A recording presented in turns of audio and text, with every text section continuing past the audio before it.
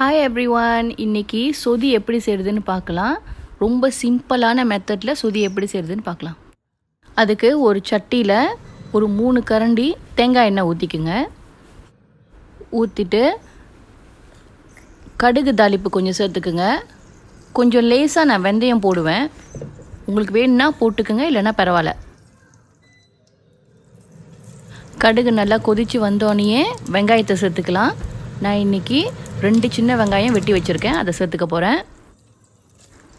வெங்காயம் ஒரு 2 நிமிஷம் நல்லா வதங்கினதுக்கப்புறம் ஜிஞ்சர் கார்லிக் பேஸ்ட் ஒரு 2 ஸ்பூன் சேர்த்துக்கிறேன். ஜிஞ்சர் கார்லிக் பேஸ்ட் சேர்த்துட்டு நல்லா வதக்கி விட்டுருங்க. அந்த பச்சை வாசனை போகிற வரைக்கும் நல்லா வதக்கி விட்டுருங்க. வதக்கி விட்டுட்டு ஒரு பெரிய மிளகாவை நான் 4ஆக கட் பண்ணி வச்சுருக்கேன். அந்த விதைகள்லாம் எடுத்துட்டு அதையும் இதில் சேர்த்துக்கலாம். ஒரு தக்காளி பழத்தை சின்ன சின்னதாக கட் பண்ணி வச்சுருக்கேன், அதையும் சேர்த்துக்கலாம். சேர்த்துட்டு நல்லா கிளறி விட்டுறலாம் ஒரு 2 நிமிஷத்துக்கு. இப்போ நான் அதில் கொஞ்சம் கருவேப்பிலை சேர்த்துக்க போகிறேன். சேர்த்துட்டு நல்லா கிளறி விட்டுறலாம். அந்த வாசனை ஏறுற வரைக்கும் கிளறி விட்டுட்டு இப்போ நம்ம இதில் மஞ்சத்தூள் சேர்த்துக்கலாம். நான் இன்றைக்கி 1 டீஸ்பூன் மஞ்சத்தூள் சேர்த்துக்கிறேன். சொதியில் நிறையா காய்கறிங்க சேர்த்துக்கலாம். தவசு முருங்கைக்கீரை சேர்த்துக்கலாம், கேரட் சேர்த்துக்கலாம், அப்புறம் நிறைய காய்கறிங்க சேர்த்துக்கலாம். இன்றைக்கி நான் ரொம்ப சிம்பிளாக காய்கறிகள்லாம் இல்லைன்னா ரொம்ப சிம்பிளாக எப்படி செய்கிறதுன்னு சொல்லித்தரேன். இதுக்கு பேர் சயோ ஃபுச்சோ. இது தமிழில் என்ன சொல்லுவாங்க எனக்கு தெரியல, ஆனால் இது சயோ ஃபுச்சோன்னு சொல்லுவாங்க மலாயில். இதை நம்ம இதில் சேர்த்துக்கலாம். இது ருசியாக இருக்கும். இதோடு சேர்த்து நான் பொரிச்ச தவு வச்சுருக்கேன். ஒரு 6 தவை சின்ன சின்னதாக கட் பண்ணி அதையும் இதில் சேர்த்துக்க போகிறேன்.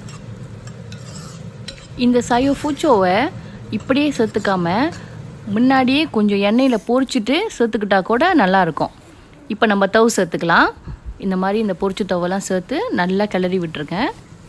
ஒரு 2 நிமிஷத்துக்கு கிளறி விட்டுறலாம்.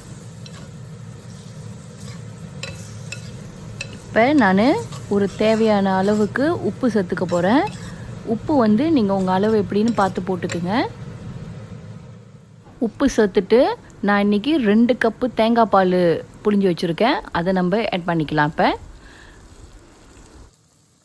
சொதிக்கு முக்கியமான இன்க்ரீடியன்ஸு தேங்காய் பால் தான். அதுவும் இன்றைக்கி நம்ம தேங்காய் எண்ணெயிலையும் சேர்த்து செஞ்சுருக்கோம். ரொம்ப நல்லா டேஸ்ட்டாக இருக்கும். தேங்காய் பால் சேர்த்துட்டு நல்லா கிண்டி விட்டுருங்க. அந்த எல்லா தவு எல்லாத்துலேயும் நல்லா படுற மாதிரி நல்லா திருப்பி விட்டுக்குங்க. தண்ணி வேணும்னா கொஞ்சம் ஆட் பண்ணிக்கலாம், ரொம்ப ஆட் பண்ண வேணாம், ஏன்னா இது திக்காக இருந்தால் நல்லாயிருக்கும்.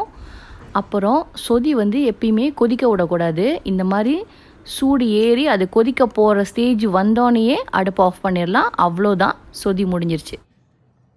இது ரொம்ப ஈஸியாக சிம்பிளாக செய்யக்கூடிய ஒரு சொதி. நான் இன்னொரு நாளைக்கு நிறையா காய்கறிலாம் சேர்த்து எப்படி சொதி செய்கிறதுன்னு சொல்லிட்டு தரேன். அவ்வளோதான், இன்னொரு வீடியோவில் பார்க்கலாம். பாய்.